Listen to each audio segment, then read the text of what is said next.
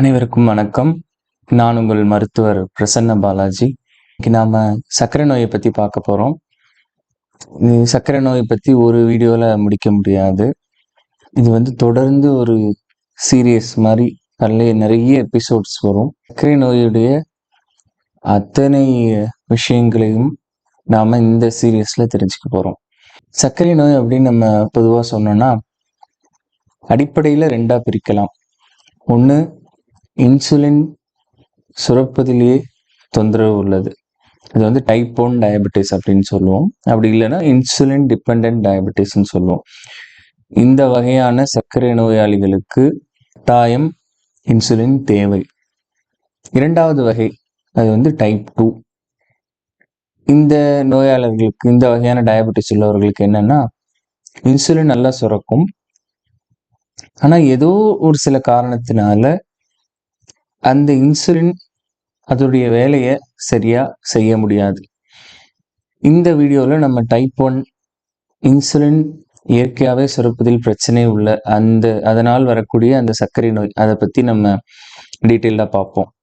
Juvenile diabetes, பிறந்த பொழுதிலே insulin சுரப்பதற்கு தேவையான அந்த மரபணு ஜீன்ல ஏதாவது ஒரு தொந்தரவு இருக்கும். ஸோ இந்த குழந்தைகளுக்கு இன்சுலின் சுரப்பதிலேயே பிரச்சனை இருக்கும். இது ஒரு வகையான டைப் 1 டயபெட்டிஸ். இன்னும் கொஞ்சம் பேருக்கு பார்த்தீங்கன்னா நல்லா இன்சுலின் சுரந்துட்டு இருக்கும். அந்த இன்சுலின் எல்லாருக்கும் தெரியும், இன்சுலின் கணையத்துல தான் சுரக்கும்.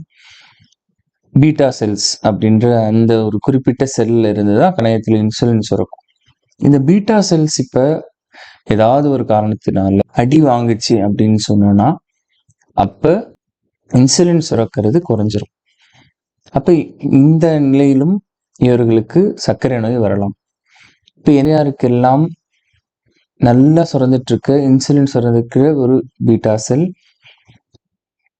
எந்த மாதிரி சூழ்நிலையில அடி வாங்கும்னு பார்த்தீங்கன்னா, சிகரெட் பிடிப்பது, இந்த சிகரெட் புகையில இருக்கக்கூடிய கெமிக்கல்ஸ் ரத்தத்துல கலந்து நேரடியா அந்த பீட்டா செல்ஸை போய் பாதிக்கும். ஸோ அந்த கெமிக்கல்னால பீட்டா செல்ஸ் அழிஞ்சிரும். அப்ப அந்த நோயாளர்களுக்கு சர்க்கரை நோய் வரும், டைப் 1 டயபெட்டிஸ் வரும். இது பொதுவாக உள்ளது. இதற்கு அடுத்த காரணம் பார்த்தீங்கன்னா ஒரு வைரல் இன்ஃபெக்ஷன், ஒரு தீவிரமான டெங்கு ஜுரம், கொரோனா வைரஸ் போன்ற தீவிரமான வைரஸ் காய்ச்சல், 10 பருவ வயதை தாண்டினதுக்கு அப்புறம் டீனேஜை தாண்டினதுக்கு அப்புறம் ஒரு அம்மை போடுறது, சிக்கன் பாக்ஸ் போல அம்மை போடுறது, தாழமைன்னு சொல்லுவோம். ஸோ இந்த மாதிரியான அம்மை, இதனால நேரடியாக பீட்டா செல்ஸ் பாதிக்கலாம். அப்படி பாதிச்சது அப்படின்னா அவர்களுக்கும் சர்க்கரை நோய் வரலாம். இது 2வது காரணம்.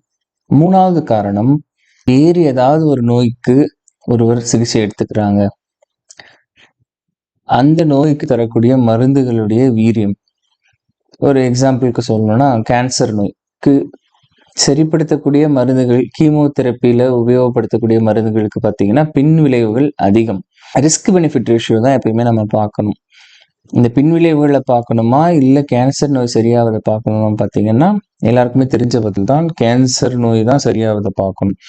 இது போன்ற சிறிய பின் விளைவுகள் நம்ம பெருசா முக்கியத்துவம் கொடுத்து கேன்சர் நோயை குணப்படுத்தாம போயிடக்கூடாது. அப்ப இந்த கேன்சர் நோய்க்கு பயன்படுத்தக்கூடிய கீமோதெரப்பி, ரேடியோ தெரப்பி, இதனால பார்த்தீங்கன்னா அந்த கணையத்தில் இருக்கக்கூடிய பீட்டா செல்கள் பாதித்து அவங்களுக்கு டைப் 1 டயபெட்டிஸ் என்று சொல்லப்படுகிற சர்க்கரை நோய் உருவாகலாம்.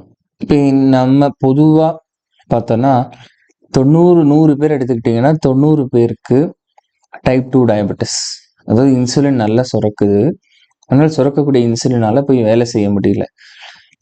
மீதி ஒரு 10% பேருக்கு தான் நான் சொன்ன இந்த டைப் 1 டயபெட்டிஸ் இருக்கு. இதுல என்ன ஒரு சிக்கல் டைப் 1 டயபெட்டிஸ் அப்படின்னு பார்த்தீங்கன்னா, கட்டாயம் இவர்கள் இன்சுலின் எடுத்தாகணும். இன்சுலின் எடுக்கல அப்படின்னு சொன்னா இவர்கள் உயிருக்கு ஆபத்தான ஒரு நிலை. பெரும்பாலும் பார்த்தீங்கன்னா குழந்தைகள்ல தான் நாங்கள் இது போல ஒரு ஐசியூவில் அட்மிஷன் பண்ணுற கண்டிஷனில் தான் குழந்தைங்களை கூட்டிகிட்டு வருவாங்க. சர்க்கரை நோய் இருக்கிறதே குழந்தைங்களுக்கு தெரியாது. திடீர்னு குழந்தை மயங்கிடும். சுகர் டெஸ்ட் எடுத்து பார்த்தோன்னா 300 400ன்னு இருக்கும். ஸோ பெரும்பான்மை பார்த்தீங்கன்னா குழந்தைகளில் ரொம்ப தீவிர பாதிப்பை ஏற்படுத்தும். பெரியவர்களில் பார்த்தீங்கன்னா இது போல தீவிர பாதிப்பை இதை கண்டுபிடிக்கும் போது ஏற்படுத்துவதில்லை.